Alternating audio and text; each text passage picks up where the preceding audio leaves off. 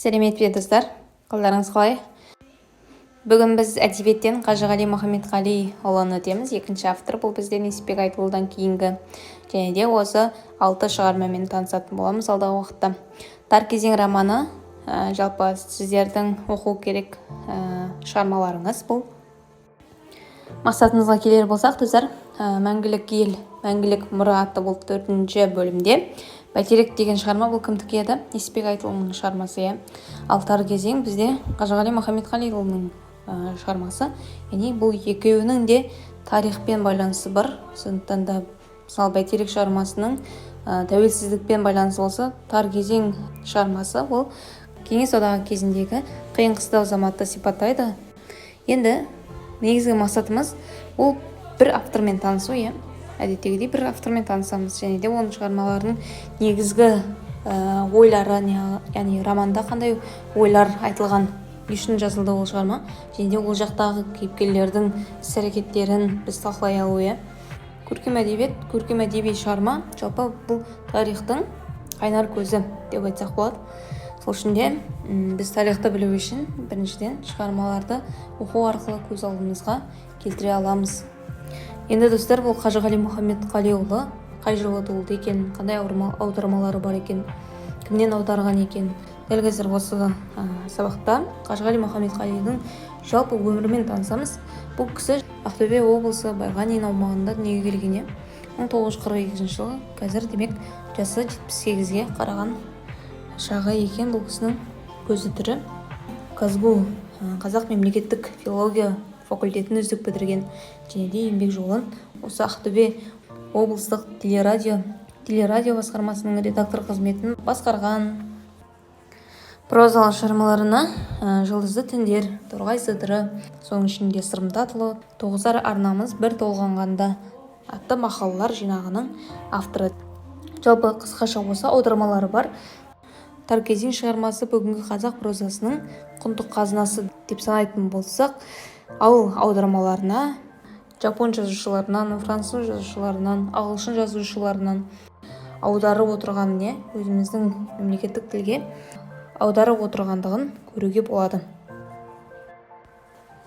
Тар кезең романында, достар, жалпы Жайық өзенінің жағасындағы қазақтарға казак-орыс шапқыншылығының болғандығы, ондағы қара халықтың елін жерін қорғауға дайын екендігінің бір батырлық көрінісі баяндалады, және де Сырым батыр туралы қысқаша айтылады. Бұл жерде белгілі бір себепті сылтау етіп, осы Жайық қазақтарына үлкен бір зарар апкелгендігі, сол кезеңдегі таршылық, ауыртпалық, қиындықты осы романда сипаттайды.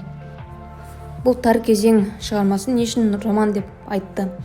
Себебі Ахмет Байтұрсынов бұл роман деген сөзді ұлы әңгіме деп сипаттап көрсеткен, және де тұрмыс сарынын түптеп, терең қарап әңгімелеп, түгел түрде суреттеп көрсететін шығармаларды осы романға жатқызады.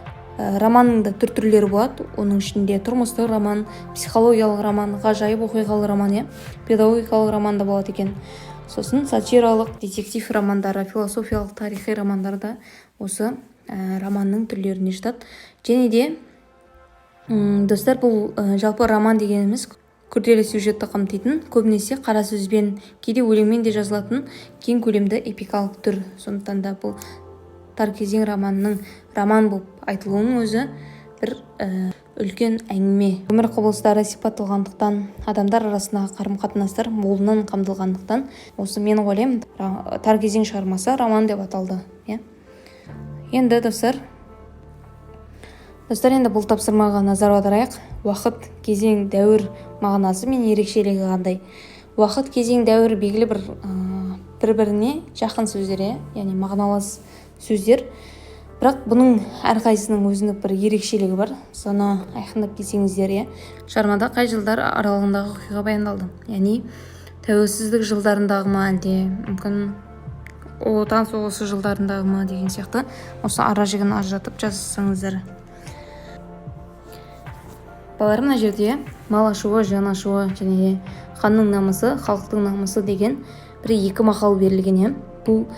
Бұл жалпы осы шығармада сипатталған ойды талдап түсіндіру керек.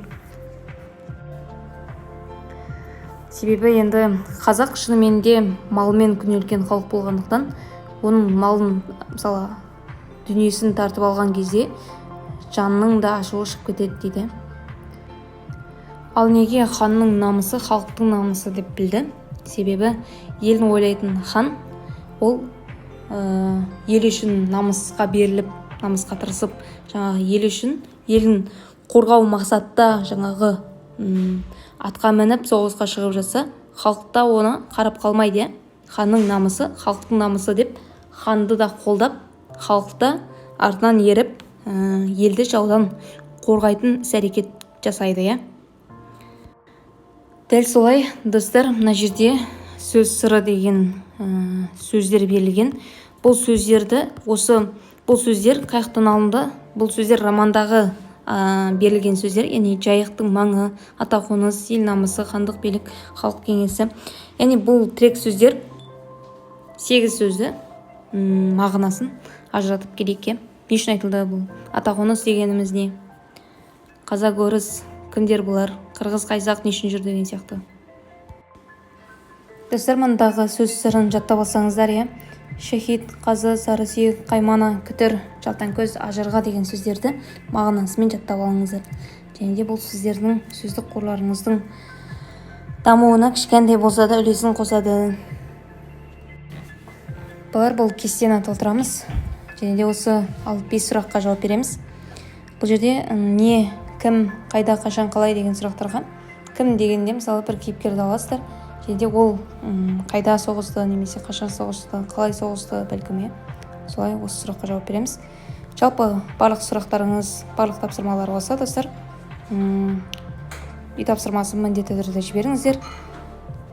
2 сабақтың тапсырмасы, 2-3 сабақтың почти тапсырмасы түсірілді осы видео арқылы. Сондықтан осы видеоны жақсылап қарап, тапсырмаларды жіберетін әрекет қылыңыздар, жақсы ма?